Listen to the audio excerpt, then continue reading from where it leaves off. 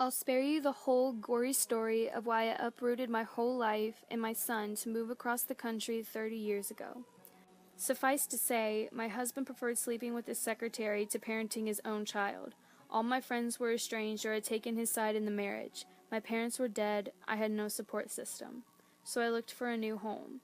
My only criteria for a place to live were three things. Number 1, it had to be safe. Number 2, it had to have other children. And number 3, it had to be cheap. ClownTown seemed to fit all 3 points. It seemed like a wholesome little town full of families with children who formed a tight-knit community. From a distance, it looked very much like what I wanted. The very first crack in the facade came the day I went to view a house. The realtor was almost too bright and bubbly, but I wrote it off as an amateur goof. She babbled on about the school and proximity of the house to 2 parks, and did I know the HOA president had worked on 2 different boards of education before retirement? I tuned out her chatter almost immediately, because as we walked in the front door, I was slapped in the face with a huge, creepy clown mural. How to describe it? I'm sure anyone with even a passing interest in serial killers has seen John Wayne Gacy's paintings. These were very much like that. Oddly disgruntled expressions, disjointed anatomy, gaudy colors, it made your skin want to crawl right off your back. The realtor saw my face and laughed. The kids love them. I'm sure you'll get used to it. What struck me, even then, was the finality of that statement. I was in no mood to get used to Gacy's twisted leftovers.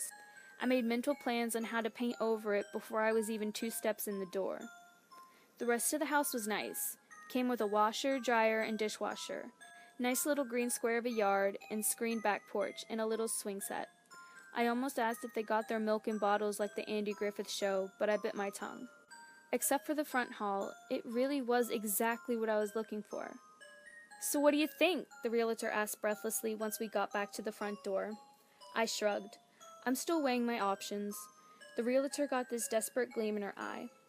"Oh, well, I'm allowed to knock $15,000 off the asking price."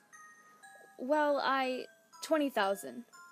She walked forward and grabbed me in a hug, squeezing more than I thought was strictly called for. "We'd love to have you here, Denise. Please think very carefully about it." I shook her off, trying to laugh that awkward away. "I'll think about it, but I really must go." I made up an excuse and drove out of there. It was the weirdest thing, but as I took the one road that seemed to serve the whole town, I swear everyone who was outside stopped to wave at me. Men watering their lawns, women on walks with their dogs, even a mailman doing his rounds on foot. It was almost like a joke. I was a little charmed by it, but it was also kind of creepy in a way I couldn't put my finger on just yet. Well, after I picked my son Joshua up from daycare, I laid out all my finances and did some homework. The house in ClownTown was the only place I could move and hoped to have a little bit of safety bubble left. I rationalized away the little things I'd experienced the first time. Any place with a homeowners association was bound to be a little odd. The clowns were probably done by somebody's art school dropout kid who needed cash. It was a small town with a close community. Wasn't that what I wanted? The Saturday I rolled into town with my son in a U-Haul truck, I started noticing more things that were just off. For starters, I hadn't looked closely at the town sign when I had driven up the first time. Today, I saw that the weird clown motif extended even here. 5 brightly colored circus goblins propped up the sign and leered at me as I drove past. I spotted more clowns on my way further into town, hiding in building murals and peering out of bushes. Despite how disturbing I found it all, I tried to talk myself past it. Lots of towns had a motif, like a local animal or plant. Just because it was creepy to me didn't mean the people who lived here were creepy for liking it, right? I talked myself out of a lot of things in my time, but this is probably the one I regret the most. It was on this drive that I realized that there really was only one road through town that wound in a big spiral. Sure, it had little cul-de-sacs branching off here and there, but the road was a black artery winding down into the center of town. To get in or out, you would have to drive in ever-winding loops, no shortcuts or straight lines. Josh looked apprehensive as we walked up to the house. "There's the new place. Like it, buddy?" He gave me a little shrug. He didn't understand why we couldn't live with Daddy anymore, and God help me, I couldn't just flat out tell him that his dad didn't want anything to do with him. So I'm sure in his head he thought I was uprooting his life for no good reason. "You'll like it here, you'll see," I lied. I tried to keep the front hall clear as I unloaded the truck, already making plans to buy drop cloths and paint. Josh took one step inside and frowned at the mural. "What's wrong, big guy?" I tried to keep an eye on him as I balanced our fish tank on a bookshelf. "I don't like it, Mommy. They're scary." I settled the goldfish into his new home and walked over and kissed the top of Josh's head. "Don't worry, sweetie, I'll take care of them." We only got 3 boxes in before I heard a knock on my open front door. An older guy, gray chest hair leaking out of the top of his open golf shirt, grinned at me with a mouthful of blinding white dentures. "Mrs. Hughes?" He held out his hand. "Spencer Jackson, president of the HOA. Call me Spence." "It's actually Miss." I held out my hand. Instead of shaking it, he kissed it. I discreetly wiped it on the back of my shirt. "I'm divorced." "Oh," he looked oddly pleased at that. "Well, we're still glad to have you, and what about you, sport?" He bent and put his hands on his knees to talk to my son. "How do you like it in your new home?" Josh did the kid thing where he mumbled his answer to the floor. "Clowns are scary." Spence laughed. "Come on, little man. All the other kids in town love clowns. You're not a fraidy cat, are you?" I have little patience with people who talk down to kids, even less with those who diminish their own fears to their faces. I dumped my box and walked over, strategically inserting myself between them. "Hi, Mr. Jackson. It was certainly nice to meet you, but we're really busy unpacking, so—" He smiled past me. "I've got a little girl your age. Name is Missy. I'm sure you'd like to come play with her." I put my face in between them. "Spence, do you mind?" He looked up. "Oh, right. Just arranging a play date with the little guy." "I'm his mother. All playdate arranging will be with me." I started wheeling the hand truck towards him, backing him out the front door. "I'll get back to you once we've settled in, okay?" He sidestepped me, leaning over to keep eye contact with Josh. "See you soon, right, son?" I snagged his arm. "Excuse me. You need to leave." He looked at me like you might look at a dog begging for scraps. "Oh, right. I'll see you both around, Mrs. Hughes." He saluted Josh and walked out, knocking over a stack of books I'd left by the door. After he left, I went to Josh and hugged him, telling him he shouldn't listen to strange grown-ups and that he wouldn't ever have to be around clowns. Both statements turned out to be a lie in the end. I wish I could tell you I listened to my first instinct and turned around, that I loaded everything back into that truck and left, but I was used to second-guessing myself after years of living with a cheater, and so I unpacked what little was left of my life into that house with that ghastly clown mural on the wall, and to this day, I haven't left.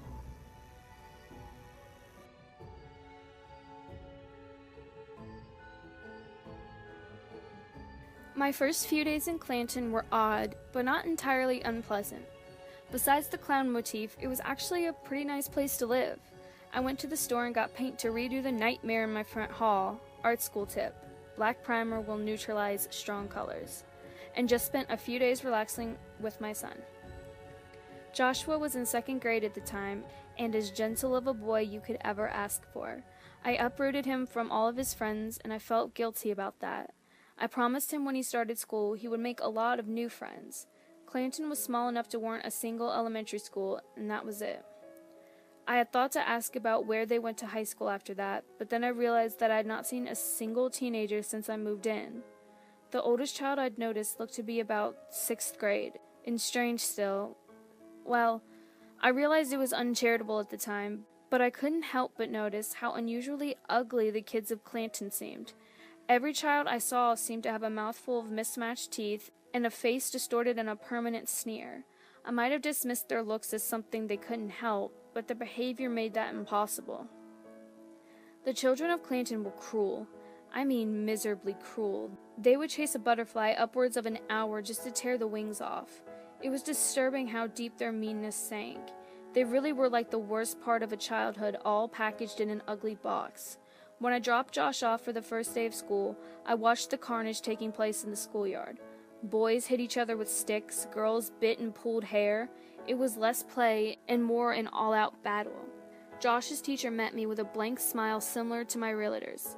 "Mrs. Hughes, I'm Letty. I'll be little Joshy's homeroom teacher." She crouched down to address Josh. Already my dander was up. "You just go play with the other children, Joshy, then we'll have chocolate milk and cookies later." Actually, Miss Letty, my son has been called Josh since he was 5, I said, trying not to let my irritation show. And I don't really approve of giving him chocolate milk as a snack. It's more of a dessert thing at our house. Plain milk will do fine. Letty's grin faltered, like she hadn't been expecting me to object. Then she did the same thing the HOA president had done when I moved in, leaning around me to snag Josh's attention. "You go out there and meet the other kids," she cooed in a little baby voice. "Then we'll have fun times later, okay?" She flashed me a smile that said, "There." I crossed my arms and just looked at her. Josh picked his way around the edge of the carnage, looking uncertainly at the other children and then back at me. A little girl ran past him, hefting a rock nearly as big as her head. "We teach them with love here," Letty said in that same baby tone of a voice that got on my nerves. "We don't like to deny the children anything at all. It helps keep them calm." I busted out my most biting stink eye, the kind I save for the rare occasion Josh threw a tantrum. Josh is calm enough already, and I address him as if he is a mature, autonomous person. I'd appreciate it if you'd do the same. Letty's smile felt like I crapped in her chocolate milk. "But the other parents like it." "Well, I don't." Further discussion was curbed by a sudden uproar near the far side of the playground. An ever-growing group of children were clustered at the chain-link fence, screeching with joy and jostling to get a better look. And what was that on the other side of the fence? A clown. This guy, even from the distance, was a shabby bastard. I mean, the exact stereotype of a half-assed party clown. His grungy white makeup was flaking off his face and neck. His clown costume was polka-dotted pants and suspenders over his stained white t-shirt, and that's all. He hadn't even bothered to get a clown wig. He just combed what little hair was left on his skull out so it was wispy. "Hey, kids," he screeched in a stereotypical clown voice. "Who likes balloons?" The children howled with joy. What was more disturbing, the fact that the clown had come up, unbidden, to a bunch of school-aged children, or the fact that when I looked over at the parents, they did not care. A few walking back to their cars and the rest watching the display with oddly relieved looks. "Who is that?" I asked Letty. "Oh, that's Buster Brown, our local clown," she said in a way too excited voice. "Is he employed by the school?" "No, he does this for free." She beamed over at the kids, clapping her hands. I saw Josh standing in the middle of the field, uncertain. Then he stared over to the fence. I crossed the front yard in 2 steps. "Josh? Josh, I don't want you over there." Something slammed into my back, and suddenly I was spitting up grass. The weight lifted, and I was able to roll over and see my attacker. I saw Miss Letty, looking at me with subtle terror. The bitch had tackled me like a linebacker. "Mrs. Hughes, I need you to leave now," she said robotically as one of the other parents pulled me up. "Parents aren't allowed on school grounds during school hours." "Oh yeah, but strangers are?" I gestured at the clown. Letty's face had frozen hard and sharp. "You're making a scene and upsetting the children. Please leave." "I'll leave when he leaves." A dad tried to drag me back. I elbowed him in the gut. "Mrs. Hughes." Letty wasn't all sugar and sunshine now. "If you don't leave, I may have to summon the authorities." "I don't want my son in a school that thinks so little of his security. I'm pulling him out." Suddenly, a group of nearby parents formed a wall with their bodies between me and Josh. "It's out of your hands now," one of them said. He had desperate dad stubble and looked like he had last slept sometime after the 5th of never. I shoved with my elbow, but they refused to budge. The school bell rang, and the clown receded slowly into the bushes. The kids pushed the chain-link fence like wild dogs, howling for him to come back. A lady pushed a tray full of cartons of chocolate milk out the double doors, calling in a sing-song voice for all the babies to come get their snacks. The children stampeded up to the cart. I caught sight of my son, who shot me a confused look. The parents around me visibly relaxed. I really wanted to dash in and grab Josh's hand and drag him out of there and drive away, but got that impulse under control as I realized how outnumbered I was. I just had to wait until 3 o'clock, and then I could have him free and clear. I shot every parent there my evilest look and went back to my car. The sale for my house had already gone down, but maybe there was a grace period where I could unload and not take too much of a financial hit. I planned to look through my paperwork when I got home, but there was a knock on the door almost the second I closed it behind me. It was my realtor. "I heard what happened," she said tearfully, "and I just feel awful." She took 2 steps into my house and went white. "The clowns are gone." "Yeah, they bothered my son." "But the house was supposed to have clowns," she wailed. "Look, I didn't see anything in the charter about them. If we could do this another time—" "You hate the house, don't you?" Honest to God, tears rolled down her cheeks. "You don't want to live here. Why did you even buy it?" "It's not that I don't like it here." She burst into sobs. "Oh my God, I am the worst realtor ever." I had set my mind on haggling an escape clause, but wound up comforting her instead. It was textbook manipulation. I was already reeling from the confusion of that morning. Now we had to have tea while she love-bombed me back into compliance. I started second-guessing myself. Perhaps I really was causing a scene over nothing. I was new, after all. Maybe they'd had a violent parent and were afraid of a violent situation arising. Maybe the school used some new Montessori method I wasn't familiar with. Maybe. Looking back, I can see the town would have hit every checkmark on a cult list. They offered me the illusion of freedom while slowly cutting off all my exits. But like the proverbial frog in the pot, my water was still just bearable enough not to leap out. I finally got her to leave after an hour and a half, and she left a list of nearby parents and promised to organize a mixer so I didn't feel like a stranger anymore. I was almost calm as I went to pick up Josh that afternoon. As I drove down to the school, I saw a group of children wandering along the street 5 blocks away from the school. My son was with them. I could tell it was him even from the back. 3 children, 2 girls and another boy, were leading him by the wrist. Josh was uncomfortable.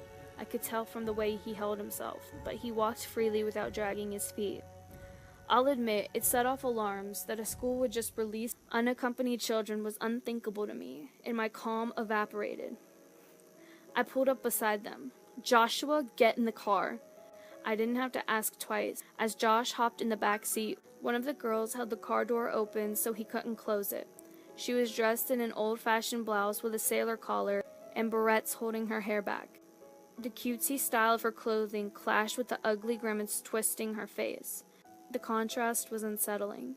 She stomped her foot and twisted it on the pavement. "No, he comes with us. We want to play," she said, flushing red. "I'm sorry, but Joshua didn't ask permission, and so I'll have to say no." The girl scrunched her face up, making her look extra ugly. "Wanna play, wanna play," she repeated, turning deeper red. A man exited a house not too far away from us. He was walking to his mailbox and happened to glance over. I saw fear overtaking him as he galloped up. "What's wrong, Missy?" He bent down to talk to her, using the same affected tone Miss Letty had. Missy shot me a death glare. I prepared to take my foot off the brake. "Wanna play, and she won't let me," she snarled, jabbing a finger at me. The man grinned. "Aw, well, we won't let the mean old lady do that, now will we?" He reached into the car for Josh's seatbelt. I stepped on the gas. The forward motion swung the door shut on him, knocking him away. I watched in my rearview mirror as he got back on his feet, shouting something after me. "Are you okay, Josh?" "Yeah, that girl wanted to play pins and needles with me. She wouldn't let me say no." I got chills up my arms. "You don't ever have to play with those children if you don't want to, do you hear me? Run away and find a grown-up." "But Miss Letty is a grown-up and she told me to go play with them." I shivered a little. "She was wrong, honey. She was wrong." On our way home, we passed by a park. The clown from that morning was making balloon animals for a flock of adoring gremlins. He gave me a big wave as I drove by. I flipped him off.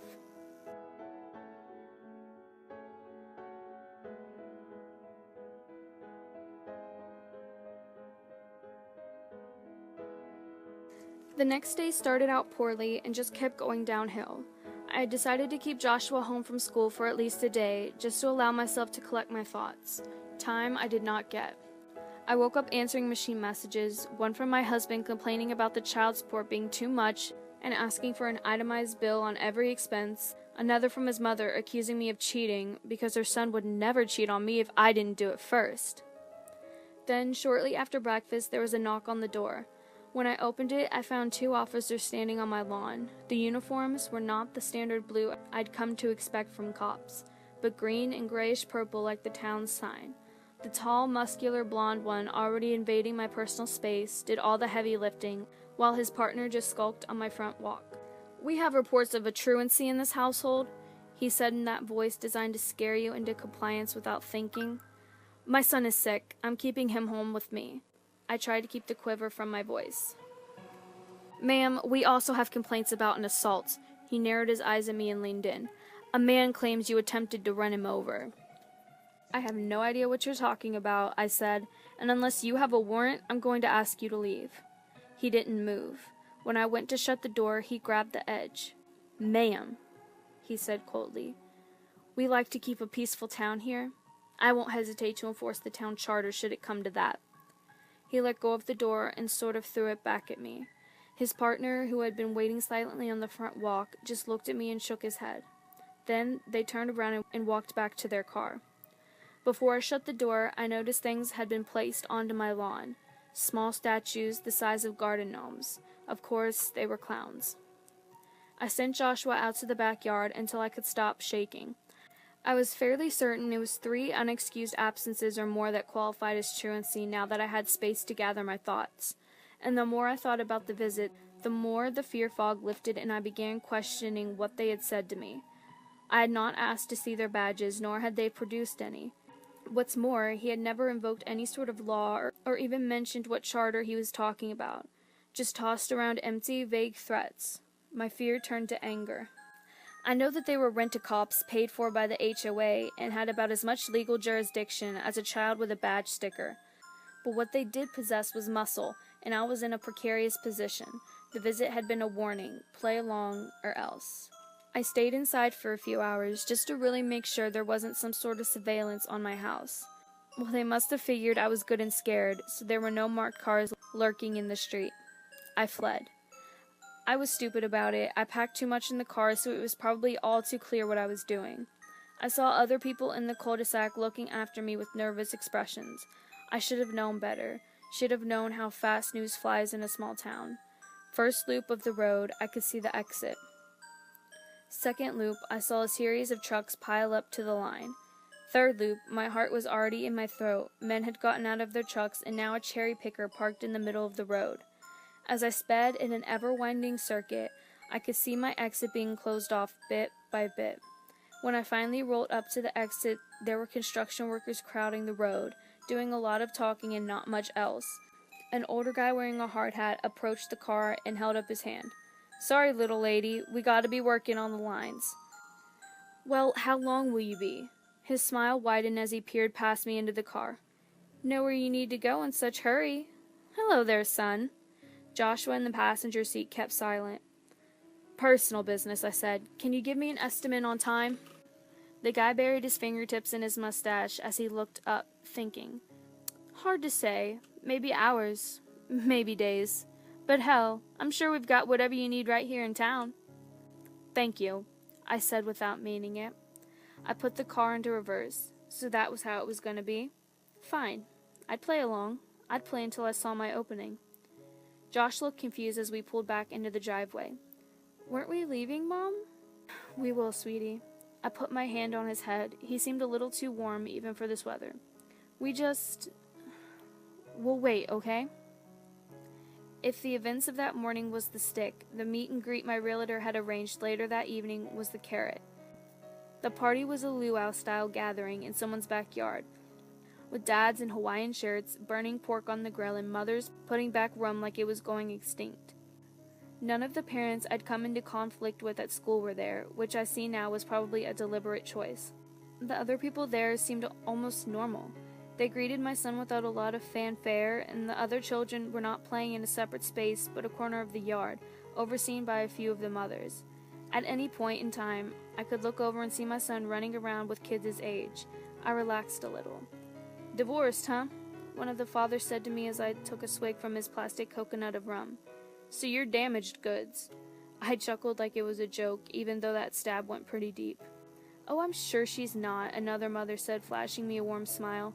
"She's just a little bruised, that's all. Trust me, honey, lots of eligible bachelors here that don't care where you've been." I returned her smile while mentally swearing I would never have anything to do with the men of this town. "Heard you had a run-in with Missy Jackson," said the guy manning the grill. "Glenn Waters said you nearly run him over." My stomach sank, but to my surprise the people around me started nodding. "Just because her dad's the press, she gets away with murder," one of the women whispered to me conspiratorially. "Glenn's no better, knows in everybody's business all the time." I wasn't quite relaxed enough to trust them yet, so I floated a safe answer. Well, apparently it was serious enough to warrant police attention. The man who had called me damaged goods just rolled his eyes. "Oh, Ted and Dylan. They're all bark and no bite. They probably just want to scare you straight. Don't pay it any mind, honey." "Towns are like picnic baskets," one woman said as she elbowed my side. "Each one's got a few ants." Everybody laughed like it was the funniest thing they'd ever heard. "Oh, but the school," I began. "Oh, the school's good for keeping 'em out of your hair during the weekdays," one man tapped his nose. "The real education is out in the wilderness, I say." "But does anyone notice—" "Oh, I hate the junk they serve," a woman blathered. "I'm always pushing them for a healthier menu choice. Maybe you and me can team up and get some salads into that damn cafeteria." She shot me a wink. I smiled back, feeling slightly vindicated. This was but another aspect of the trap they laid for me. The suggestion that I could affect the environment of the town. I know now that there was no changing this town, that the nature of the place was beyond the control of even the town fathers. I mixed, I mingled, I let myself be lulled into a state of almost relaxation. Then, at one point, I looked around and realized how dark it had gotten. I lost my cool, broke away from the party, and called, "Joshua!" My son came running up to me immediately, grass stains on his shirt, grinning like a Cheshire cat. He wasn't bruised or scratched or anything like that. "Mom, there are lightning bugs! We caught lightning bugs, Mom!" Josh hadn't smiled like that since we'd left his father. I took one look at his face, overflowing with joy from play, and, God help me, I broke. We stayed until 10 at that party. I drove home with Josh sleeping in the back seat. I sent him to school the next day, stayed away until 3, when I picked him up. I allowed him to make friends with the neighbors' children, only allowing him to play under my supervision. We lived in that house, in that town, and we followed the rules. I'm not going to delude myself into thinking the pressure ceased immediately. No. Now it took the more subtle form of peer pressure. I was subtly picked and pulled in 1,000 different ways, until I could look even at the ugliest of Missy Jackson without batting an eye. When we conformed, we were rewarded for it. The clown statues disappeared from the lawn. The town's auto shop gave my car free tune-ups because I was new. I was even given the illusion of escape. Now the town exit was clear every time I wanted to go, because I would be back. Not that I used it much anymore, because Joshua hated going very far from town. When I pressed him about it, he would only give me a vague answer like, "It's boring to be in the car for too long." He did not absorb his classmates' violent behavior, but I did notice subtle shifts in his personality.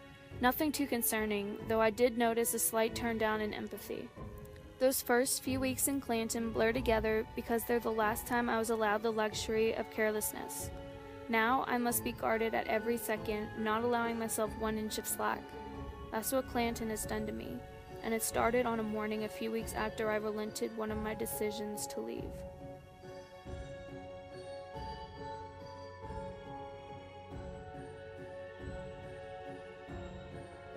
To say that morning was the beginning of the nightmare is as inaccurate as it is cliche.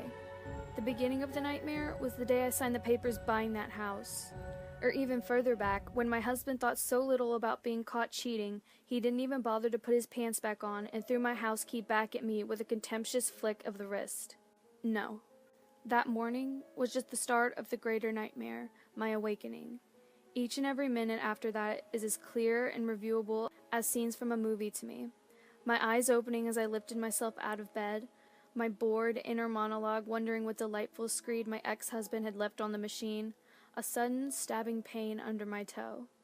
The moment I lifted up my foot and found my son's tooth, stained brown at the roots, lying on the carpet. I lifted my eyes and found a trail of teeth and brown fluid leading all the way to the bathroom. Joshua was kneeling on the back of the toilet with his index finger in his mouth. Dull expression on his face as he plucked another tooth from his gums as easily as picking a hair from his head. I screamed as I dove at him, wrapping my arms around him, driven by motherly instinct to protect him with my body somehow. I had to fight to get his hands away from his mouth, which was already littered with bare spaces. I held his jaw with my hands as I surveyed his gum line, which did not seem to be bleeding at all. What could possibly have caused this? I ran over everything we'd eaten over the past few days. The only thing to cause this kind of sudden dramatic tooth fallout that I knew of was scurvy. Really advanced scurvy. I tried calling the emergency number only to discover why my ex hadn't left his daily abusive voicemail. The phone was dead. I tried to keep my voice calm as I packed Josh's jaw with ice and bundled him into the car. On top of everything else, he was beginning to run a fever. I drove like a maniac over to the pediatrician and waited while he stuck gloved fingers in my son's mouth. He was the very image of a small-town doctor, white-haired and dignified. His calmness just made me more unsettled. After examining Josh, the doctor tisked and shook his head. "Just shedding some baby teeth." He smiled warmly at me. "Give him some children's aspirin if there's any pain. He'll pull through." I felt like I was going insane. Baby teeth? Yes. I don't mean to tell you your job, but I've never heard of someone shedding all their baby teeth at once. Also, Josh has already lost some of his baby teeth. His lower incisors were permanent. The doctor chuckled and shook his head. "Well, I'm glad you're not gunning for my job then." He pulled off his glove with a snap. "Children's aspirin, plenty of fluids." I want a second opinion. Now I felt like I had a fever. My whole body was burning with outrage at this whole damn town. I shouldn't have bothered saying anything. The doctor shot me a contemptuous look. "Doctor shopping? Ma'am, if you even suggest such a thing in my office, I am a mandated reporter and I will place a call to the proper authorities." I almost called his bluff. CPS would have loved to see the state of the town's children. But no, there was that deliberate vagueness I had come to expect. The proper authorities could be a couple of guys and a brick to bash my head in for all I knew. I took my son and paid the secretary and drove home, stone-faced the whole time, moving in tighter and tighter spirals. "Honey," I said, "I'll get you some help, I promise." Josh leaned against the passenger door, looking aimlessly out the window. He nodded. "Does it hurt?" Josh shook his head. "Nope." His new mouth made the words sound strange. "It actually feels kind of funny." I drove on in silence. I hit the stop sign a few blocks away from our house and just stopped. There were no cars on either side of me, or coming at me or behind me. I just stayed in place because I lacked the willpower to go forward. The right-hand corner of the four-way stop was a little park barely big enough to be a lawn. It held a bench and trash can.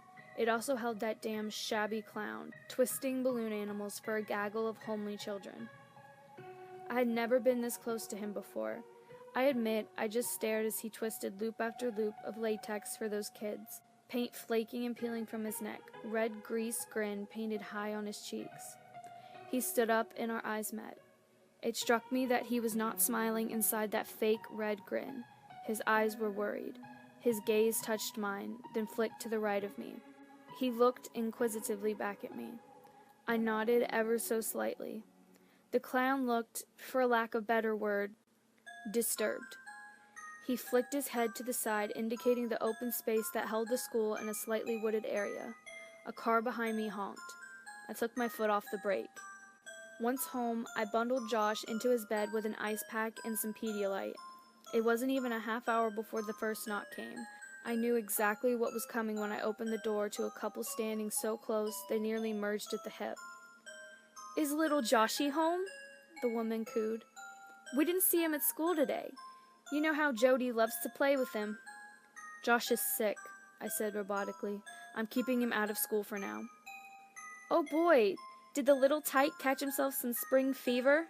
The man peered past me like I was hiding my son from them. "No, his teeth fell out. All of them." They laughed as if this was the most natural thing in the world. "Oh, I remember when Jody was like that," the husband said. "Mopped around for a whole morning." "Then?" I asked. "My son is older than Jody." They subtly winced. "You just send Josh on over this afternoon," the woman said coolly, "once he's back to normal." I wanted to scream at them. "This isn't normal. None of this is normal, you freaks." "He'll still be sick then." She flushed slightly.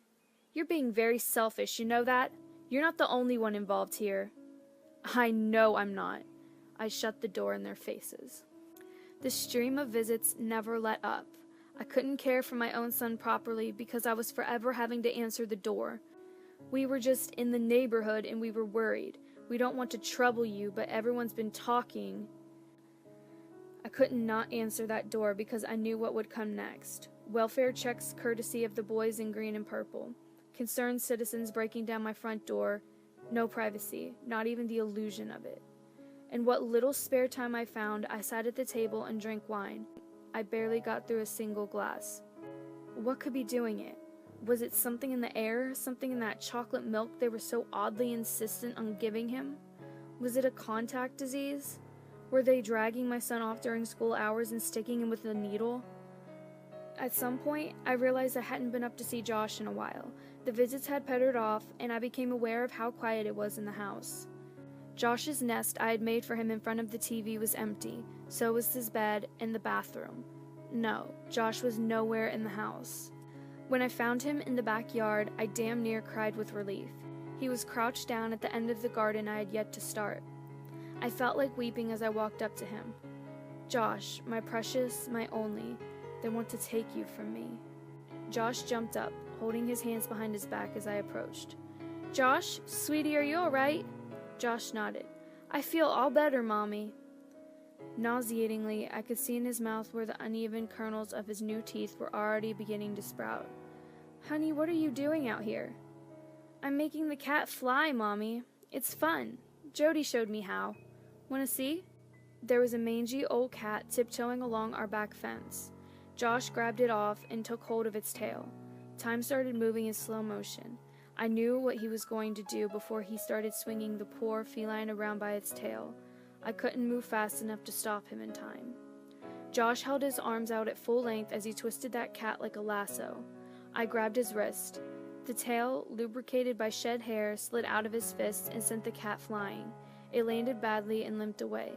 I grabbed Josh's shoulders and shook him. Josh, you must never do that again, I hissed. That's awful and cruel. I will not allow you to be mean to animals. If your friends said that was funny, it was wrong. They're wrong. Josh was squinting up at me. I thought he was about to cry. Instead, he smiled, quick as a flash, and bopped me on the nose with his knuckles. Boop, he said, and ran away laughing. I was rubbing my nose when I heard wood creak. I looked up just in time to see the corner of the fence fall back into place and no sign of my son anywhere. Of course, there was a loose board, and of course, it wasn't big enough for me to fit through. I stepped out the front door, rummaging in my purse for my keys. I found the guy from the auto shop elbow deep in my engine. Oh, hey, Mrs. H. He looked up at me, expressionless. Trying to fix your car. Something wrong with this thing. He held up a grease-covered piece of metal that could have been from a jet for all I know. Take a few hours, maybe days. I looked over my lawn. Clown statues clustered over every spare bit of grass, sneering up at my house. It was like every busybody parent had left a clown or two as a parting gift. Excuse me, I said. I went inside and came back out with my ex-husband's old driver. I demolished each clown in a puff of plaster. Once the massacre was over, I looked over at the mechanic, sweating. Evening, I said, and went back inside.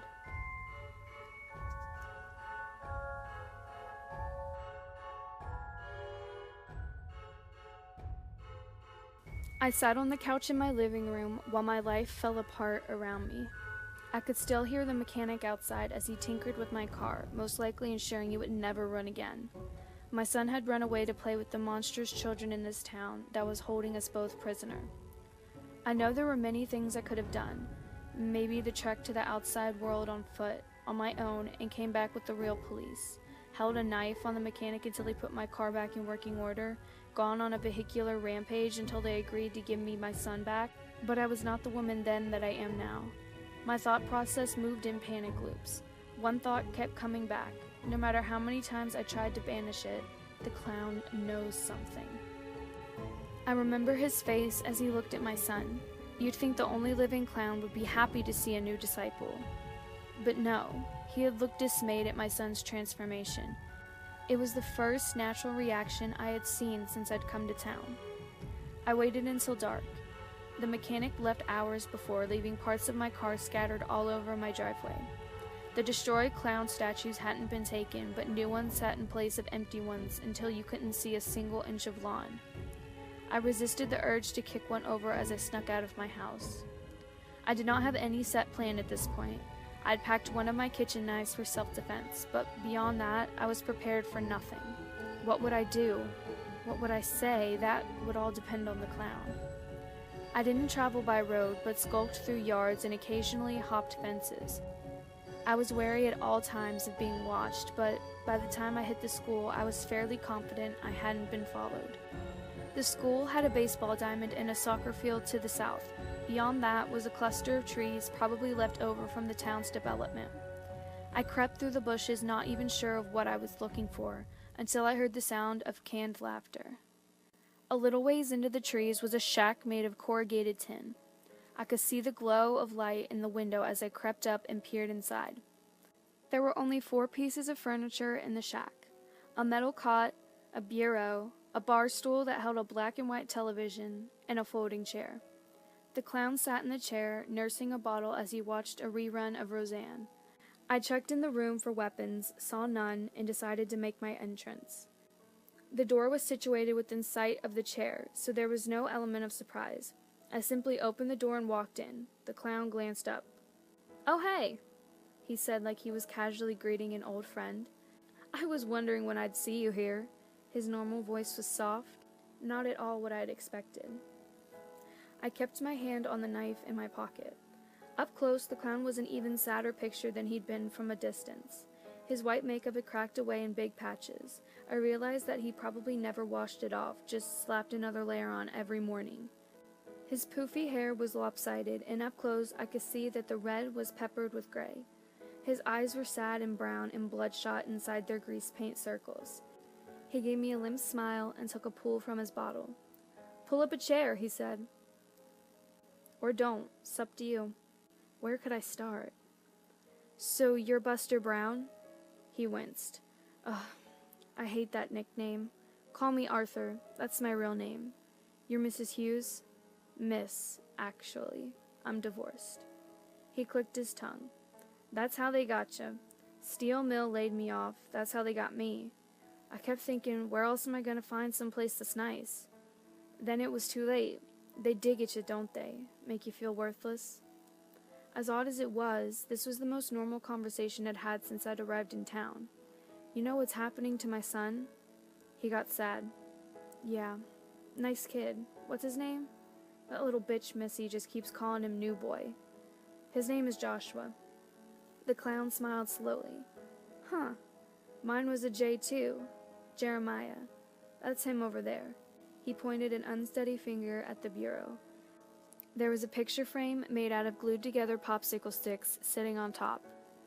The boy in the picture had red hair and sticking-out ears. He wore that style of brown striped shirt that had been popular in the early 80s. The boy grinned mischievously at the camera, showing a missing front tooth. "That was taken on his 8th, before we came to this place." The clown knocked back another swig. "Sorry if I ramble. I haven't really talked to anyone in... God, it's been years." "What's happening to my son?" I asked curtly. He shot me an apologetic look. "Sorry. You've noticed he's been changing, right? How none of the kids around here look bright? Like they've got some sort of disease?" I nodded. "It's this town. It changes people. Hang on." He grunted as he heaved up from the chair. The clown waddled over to the bureau and opened the top drawer. After a minute of rustling, he tossed 2 photographs onto the chair where he'd been sitting. "Had a hell of a time finding these. They were taken back when the town wasn't so smart about leaving a record of things." The top photograph looked to be taken in the 1900s or so. Whatever era, it was still fashionable to photograph corpses being propped upright in their coffins. 5 men, 5 dead men, leered drunkenly at the camera. Their noses and lips were heavily swollen, so were their hands and feet. Their skin was so chalky white it made the sockets in their eyes vanish in darkness. Their hair was coarse and frizzy and stood out around their heads in a halo. In some horrible, monstrous way, they looked like... "Clowns?" I asked. He nodded grimly. The second photo was also in black and white, but in much better condition. It was taken at a party of some sort. By the look of the clothing and hairstyles, it was in the 50s. A girl that looked like Missy Jackson, minus the ugly, stood in the front, wearing a hair bow and a party dress so aggressively ruffled it stood straight out from her waist. Behind her stood a man, with an eerily familiar shit-eating grin. His hair was greased back and much darker, and his face was younger. But I could still see it was my welcoming committee, Spencer Jackson. I looked over the photos to the clown. What does this mean? He had sat on the bed, twisting his bottle of cheap liquor. Well, I'll tell you what I put together. I might get a few things wrong, so take it as you will. You see, what this town does to kids, how it twists them. I think they used to be like these men, used to grow into these clown-looking things before dying. People in town just accepted it. 1 in 10 kids turns into a clown. We can live with that.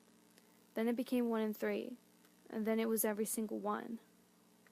He took another drink to fortify himself. I think at one point they figured out they couldn't stop the whole thing, but they could stop part of it. The thing about this, whatever it is, makes them obsessed with fun. They figured out that if they indulged the hell out of these kids, they wouldn't molt into these poor bastards. Trouble was that these kids just stopped, period. They don't age, they don't grow, they don't get any prettier, that's for damn sure.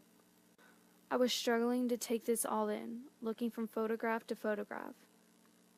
So the children used to turn into these things, but don't anymore? What happens if you stop indulging them, let them get angry? Do they turn into clowns? He shook his head. They explode. I stared at him for a good long minute. Look, I know this is all a lot to swallow, but trust me, I've seen it firsthand. Your son run a lot of fevers these days, that's part of it. They get real hot and then boom, like a meat grenade. Do you have any proof of this? As an answer, he removed his leg below the knee. The clown chuckled a little at my expression. Little souvenir from the last time I tried to go against my grain. He tapped the metal shin rod of his prosthetic leg. It was my little Jeremy. The only reason I'm still here to talk to you is because of my wife. She was standing in front of me, took the blast full force. His eyes got all misty. I got lucky, as funny as that sounds. The older they are, the bigger they boom. Jerry was only here long enough to take out his mom and me. When someone like Missy Jackson goes off, he sucked air over his teeth. Just stared at the pictures with a horrified, sinking feeling. How long were you here when Jerry went off? 3 weeks. I had been in the town for nearly 2 months. After I got out of the hospital, they started in on me, he said. They had paid for my stay, and now I owed them. I was already low, now they picked at me. Said if I had just been a better father, none of it would have happened. They told me I had upset the other kids with what I did. Said I needed to fix that. At some point, I had started shaking with rage. And that's pretty much it. I'm a living ghost. I can just go into a store and take what I need anytime, and they won't look at me twice. As long as I keep the kids busy, they don't care. He took another swig. The bottle was nearly empty. I don't get it, I said. If the town's atmosphere is that dangerous, why do they invite more people in? Why would you want more children if that's the end result? He shrugged heavily. I guess in a sick way they need it. They want to believe the way that they live is the right way, and the best way to prove that is to get more converts. That makes no logical sense. I'm not saying they run on logic, I'm just saying. I looked good and hard at him.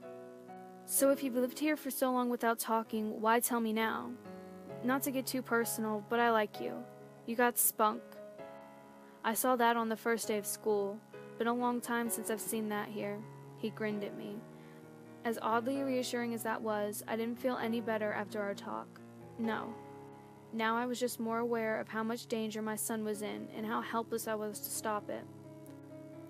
I need to find Joshua, I said. I have to get him out of here and to a doctor, maybe.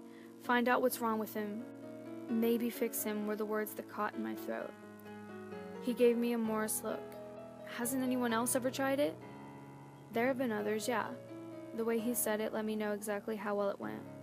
I don't care. My son is all I have left in this world. I'm going to fight for him. He toasted me with the empty bottle. That's the spirit. Before I went out the door, he gave me a sweaty handshake. Best of luck to you. Give him one for me. I will, Mr. Brown. Arthur, he reminded me. Arthur, I repeated back. You can call me Denise. Bye, Denise. It was nice talking to someone real for once. Yeah, I said. It was. Before I stepped out, I had to ask one last thing. At some point, didn't you stop feeling like you owned them? Why didn't you leave?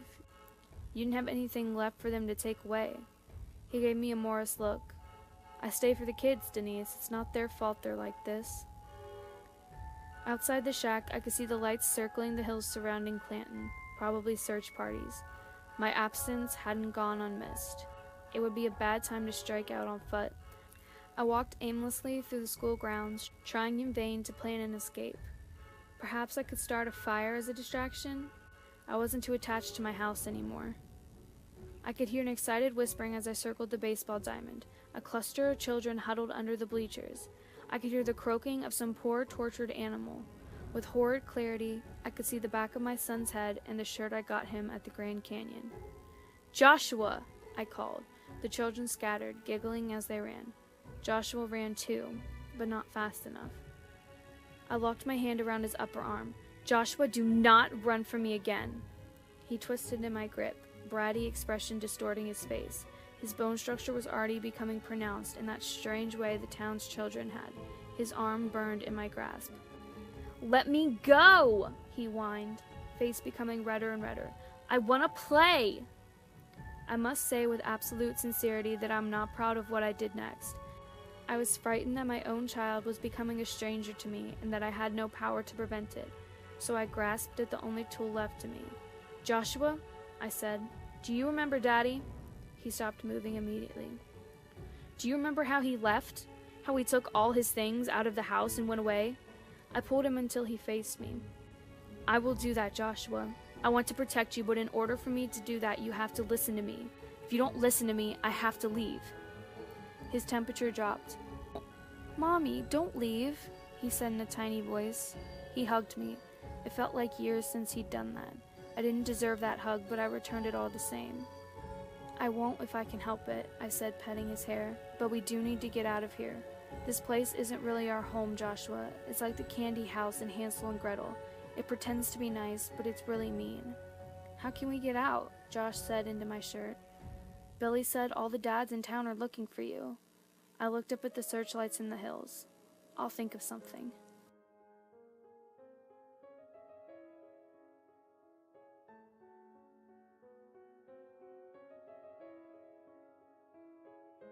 I stood in the baseball diamond of the school and watched search parties comb the fields for me.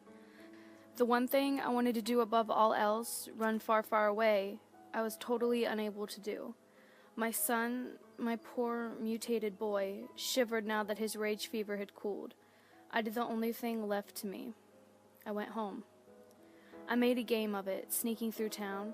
I told my son if we were caught, we would lose, leaving out what exactly we would lose. He loved it, held my hand throughout the whole game. The front door of our house hung open and crooked on its hinges. I made Joshua wait in the bushes while I made sure the way was clear. The inside of the house was trashed. Apparently, my absence hadn't gone unnoticed. The walls of my front hall were no longer blank. Someone had spray-painted crude clown figures not only over the original mural space, but over every wall and part of the ceiling. I made sure to go through every room, jabbing my knife into spaces where people could hide. I found no one. Many of my personal belongings were smashed. Joshua's goldfish lay dead on the ground in the wet stain of his destroyed tank. In the ruins of these things, more clown statues, grinning like they were the ones that had done the smashing. I gestured Joshua inside. I told Joshua the lights were broken, that we were going to play a special game now. I made it look like we had come back to ransack the house for supplies. I took things and tied them up in a bundle with one of my sheets. I put a line of pillows beneath mine and Joshua's covers, so it looked like someone was sleeping there. I gathered up a sleeping bag, a lantern, the food, and Josh's plastic canteen. And then I hid us both in the basement. I arranged the boxes I'd yet to unpack so that they hid us from sight. I was smart enough to know not to lock the door. Locking it would just bring more questions. I wanted them to think I was attempting a journey. I wanted them to look for me anywhere but the house. I told Joshua that we were still playing our game, that now we had to hide in the basement. If he heard any grown-up calling his name, he had to remain completely silent. If he made any noise, we lost. I slept what was left of that night with my son in my arms. It nearly felt like we were a family again. I woke up the next morning and Josh was gone. I had made a mistake in my planning. The door was still firmly shut, and my noise-making trap of tin cans scattered over the top step remained in place. But one of the small basement windows gapped open. It had been locked from the inside. I had told him not to listen to a grown-up calling his name, but I hadn't cautioned him against children calling him, as only children can do. I went upstairs to arm myself. Through my open front door, I spied one of the 2 ClownTown cops, the one who had skulked on my lawn while his partner threatened me. Too late to draw back, he saw me. I walked up and had my hand on the doorknob before he could just walk in. The cop, was he Ted or Dylan? It didn't matter. Did his best to intimidate me, leaning over and breathing rank coffee breath in my face. "Little lady," he said, "you're in a whole heap of trouble." I laughed. "I mean it. I got some questions you need to answer." He put his hands on the door. I smiled at him. "Until I see a badge or gun, you're not coming in." He scowled. He wasn't as physically intimidating as his partner, and probably knew it. The cop turned so that I could see the handgun holster at his belt, just as suspected. They had no badges, probably no more authority than the townsfolk bought for them. My smile widened. "That's neat. Have you ever shot anyone with it? You think you even know how?" I was babbling. I had only gotten a few hours of sleep, and I couldn't remember when I'd last eaten. The cop shoved the door, so I stepped back and let him intrude. "Excuse the mess. I guess I'm not the best housekeeper in the world." I looked him dead in the eye as I pushed a clown off a bookshelf so it broke on the floor. "Can I get you something? Coffee, whiskey, some bullets?" He looked me up and down, not sure what to make of me. "I'll have a cup. You have one too. Have a couple." I made him sit in the living room, on a hard back chair because someone had slashed the couch and all its stuffing was bleeding out. I kept up a stream of talk as I went to the kitchen to start a pot of coffee. "I'd have you say hi to Josh, but I can't seem to find him this morning," I called as I rummaged through drawers. "It's Missy Jackson's birthday party. He got an invitation." "Really? A birthday? Must be a big occasion. Are the banks closed?" "You're in a lot of trouble, ma'am. I hope you know that." "I know. I must look a mess." I peeked out of the kitchen at him. The chair's back was turned to me.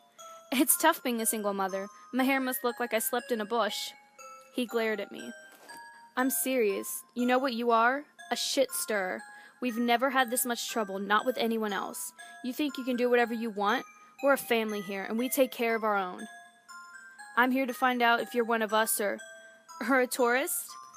I went to the knife block and drew out one that had been an anniversary gift from my husband. It was an expensive one. The metal looked like wood grain. The weight felt nice in my hand. "I don't know. It doesn't feel like I'm on vacation. Do I seem more tan to you?" "Ted thinks you're an unfit mother." So this one was Dylan. "He says we're within our rights to appropriate custody from you, seeing as you're acting erratically. I wanted to speak with you, see one last time whether you'll listen to reason." "That's generous of you.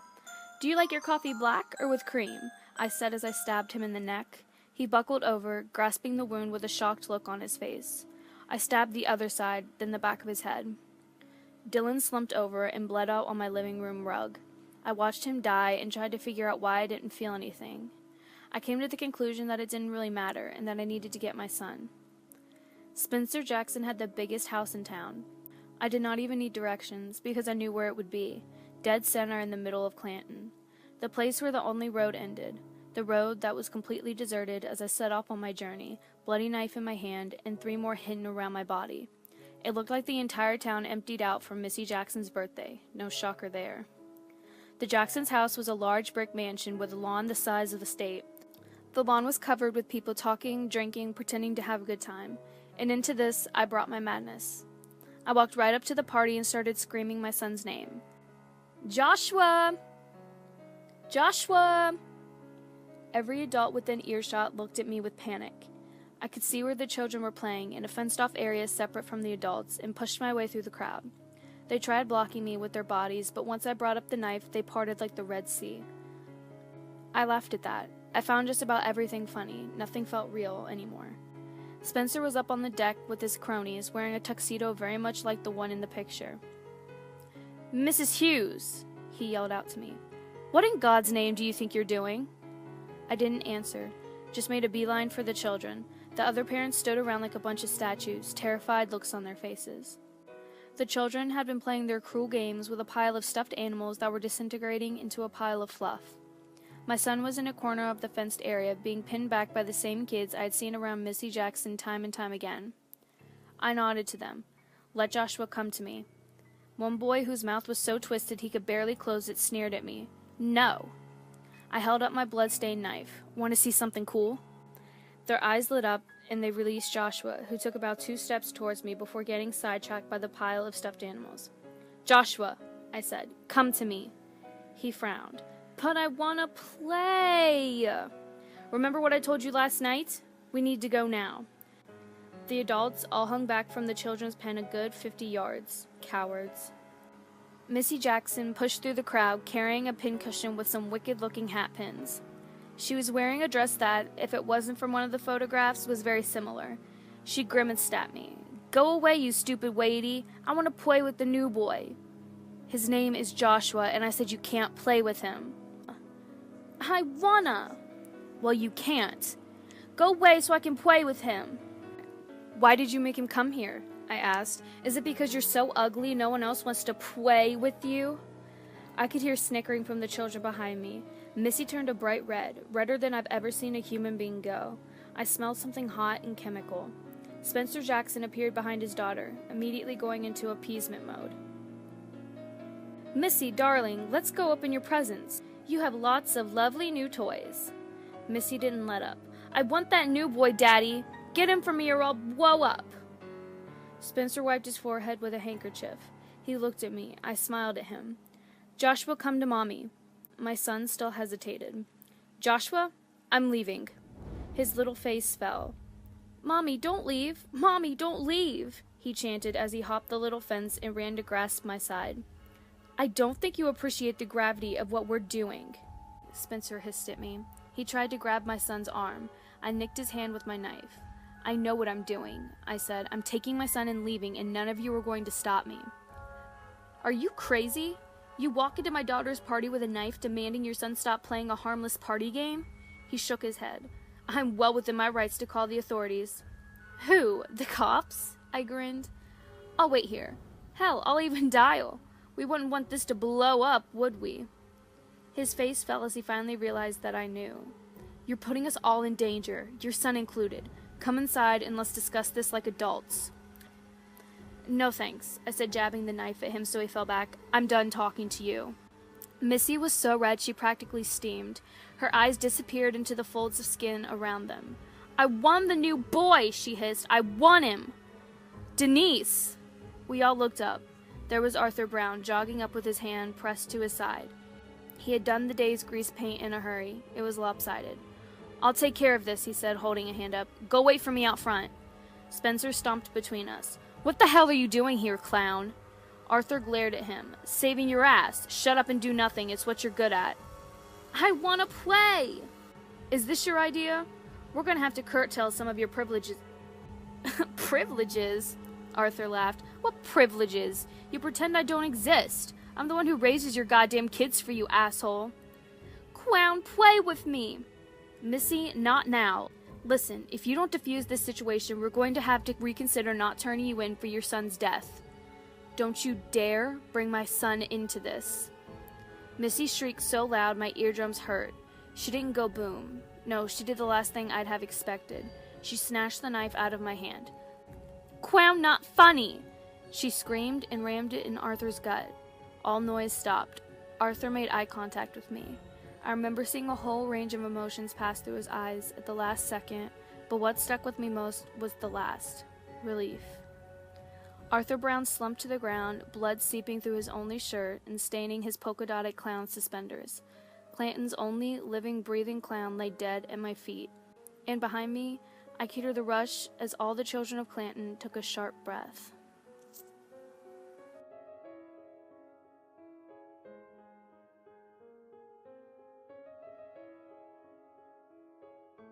The only friend I had made in town lay dead at my feet. My son clung to my side, face buried in the bloody cloth of my shirt. I could hear a wasp buzzing against one of the cheese trays, but beyond that, the entire party was completely silent. Missy Jackson scowled down at the corpse she had just made. The act of murder appeared to have calmed her. She was no longer a warning shade of red. Beside her, Spencer Jackson was ghost white. "Sweetums," he said slowly. "You just killed Mr. Clown." "His name was Arthur," I said. Nobody seemed to hear me. Missy tossed her head. "Who cares? He's just a clown." Ah, yes, the precious speech impediment had been an act she now dropped completely. Spencer shook his head. "You can't do that. You just can't." Missy humped. "You should have got me the boy when I said, 'It's my birthday. If you don't get me what I want, I'll blow up.'" I'm sure Spencer Jackson had been through scenes like this probably thousands of times over his daughter's long, spoiled life, and like many occasions before, I'm sure he looked for someone to blame for his daughter's actions. He lifted his gaze to find me and my son. Spencer's face hardened, and he drew himself up to full height. "Well?" I didn't answer. I just stared at him. I could feel the tension of the children behind my back. It was like a pile of hot kindling. All I needed was a spark somewhere, and it would flash into a raging inferno. Spencer dared to take a few steps towards us. "You've got a lot to make up for. What do you have to say for yourself?" I stayed silent. He seemed to take courage from my lack of speech. "We have a nice little community here. No one's ever had a problem with it before you. We opened our arms to you after you drove your husband away, and this is how you repay us? Who do you think you are?" I licked my lips. I tasted copper. He dared to take a few more steps. "I want an answer, and I want it now. How are you going to make this up to us, How are you going to fix this?" I opened my mouth. Laughter poured out. Spencer took a step back again. I bent double, cramping with the force of my mirth. "Fix this?" I gasped. "Fix this? Fuck you, fix this!" Spencer turned an ugly red, just like his daughter had. He snapped his fingers, and suddenly, Clanton Copp's head appeared, big and blonde and intimidating. He unholstered his gun and pointed it at my chest. I could see eagerness in the way he held his arm, practically trembling at the excitement at the thought of shooting me. Still laughing, I turned and slapped Missy Jackson across the face. I didn't do it very hard, but she still fell back. It was probably more shock than anything else. I don't think in her whole life anyone had dared to lay hands on her. She took a few seconds to process what had just happened. Her breath came fast and faster with every intake. Missy took one big breath and screamed higher and higher. It went like a kettle shooting out steam. Her face went red. She put her hands out and ran at me. At the last second, I turned aside and let her run into the children's fence. She hit it with her eyes closed, winding up tangled in the plastic bars. Missy rose up swinging, punching a boy in the face. That was it. The children erupted into violence, fighting a battle 1,000 times more savage than any playground. They clawed at each other's steaming red faces, pulled hair, bit limbs. A stray tooth hit me in the arm. What adults were left in the area fled as soon as Missy crashed the fence. I saw Big Bad Cop Ted winging it over the lawn to the cars. A few doomed souls had taken cover under the deck, as if it would somehow shield them. My strange calm had made everything seem like it was happening in slow motion. I noticed my son had left my side. It occurred to me that I should find him. I waded through the melee, looking for Joshua. I found him locked in a terminal battle with another boy who usually flanked Missy Jackson. "Joshua? Joshua, I'm leaving!" I called over the carnage. He looked up briefly, then went back to gouging the boy's eyes with his thumbs. I spied a woman's purse that had been dropped and trampled. I opened it and found makeup. I knew what to do with that. I scooped up 2 fingers of blue eyeshadow and ground it into my right eyelid, again and again. The lipstick in the purse was bright red, and I scribbled a banana shape around my lips, filling it in with thick strokes. With a lip liner pencil, I drew pink eyebrows. "Joshua!" I called, straightening up. "Look at Mommy!" He looked up briefly, then back at his prey, then looked up again. His puzzled face turned into joy. "Look at Mommy!" I said in my best clown voice. Joshua dropped the other boy and ran to me, dodging assault from every side. He reached me with his eyes shining in pure excitement. "Mommy!" he yelled. Boop! He hit me in the nose. My head snapped back and my eyes watered. Still, he kept a smile on his face. "Follow me, Joshua," I said. "Follow Mommy." I did a funny little backwards walk, beckoning my son. He followed, pinwheeling his arms, trying to land a punch on me as he giggled. "That's good," Spencer Jackson called to me from beneath the deck. "That's very good, Denise. Now come here and do the rest." I continued my backwards walk, eyes on Joshua, always on Joshua. "Denise?" Spencer's tone grew desperate. "Mrs. Hughes?" I backed into the empty green lawn. The people beneath the deck called, shouting at my son to come back. Spencer offered Joshua Missy's birthday presents. Miss Letty said she'd be his new mommy. She'd let him have all the chalky milk he ever wanted. A man screamed that he'd be a clown. He'd be a much better clown than me, and if we'd only come back. At the mouth of the Jacksons' large driveway, a traffic jam had formed. Instead of abandoning their cars and fleeing, the traffic people leaned out of their windows to scream at each other. One enterprising man had the bright idea of crashing his car into the jam, perhaps thinking that would clear it. I still could hear screams and shattering glass behind me when we left the mansion behind. We ran. I made a game of it, told Joshua we were racing to the hills. When he fell, I picked him up. We did not follow the spiral of the road, but cut a straight line through yards and fences. I don't know why no one else left the town. Perhaps they underestimated the coming explosion. Perhaps they truly felt their town would keep them safe after all this time and died clutching at their denial. We watched it happen from far above. The explosion was like a bomb going off, shattering the windows of every building in town. Joshua watched the fire spread with bright eyes. "Pretty," he said. Half the town was leveled, no survivors except for my son and myself. That was 30 years ago. Joshua was 7 then. He's still 7 now. He'll be 7 for the rest of his life. My ex-husband died in a car crash 10 years ago, skidding into a highway barrier while his soon-to-be 5th wife gave him a fellatio. I broke the news to Joshua that his father was dead. He simply shrugged and went back to disemboweling a teddy bear. I don't think he remembers what father is or life was like before we came here. The town is infamous now. Some witty soul spray-painted ClownTown, USA on the entrance sign, and that's how people know it. People who call themselves explorers trespass in its ruins and take pictures of the clowns and post them online. I've seen a few of the sites. They hypothesize that it's the dream project of a perverse millionaire or the resting place of some kind of carnival of the damned. They take selfies with the dead-eye murals that cover the remaining buildings, pick off clown statue arms and noses as souvenirs. It's like hell on earth, they say. If only they knew. If only they knew. They speak of a ghost in ClownTown, a specter that is only ever seen from far away and in brief flashes, but it's not a middle-aged man with sad brown eyes and a prosthetic leg. No, it's a woman with unkempt white hair and ghastly clown makeup, who leads the spirit of one of her doomed victims around by the hand, a little boy who probably perished in the natural gas explosion 30 years ago. Sometimes I see flashes of my son, but mostly he is the thing the town has made him. I keep him occupied, keep him happy, keep him alive. We survive by foraging. When foot traffic becomes too much, I make a game of hiding to Joshua. We make houses in the underbrush and pretend we're army commandos hiding from the enemy. I can barely feel the paint on my face anymore. It's not a terrible life to lead. You get used to it. You get used to anything. And the day we can no longer live as we choose, the day they find us and try to separate us, I will let Joshua get angry. I will not soothe him as the furnace burns hotter and hotter inside him. I will hold him tightly to me, and we will both go together. All I asked for was a simple life in a small town with my only son. And in the end, that's all I got.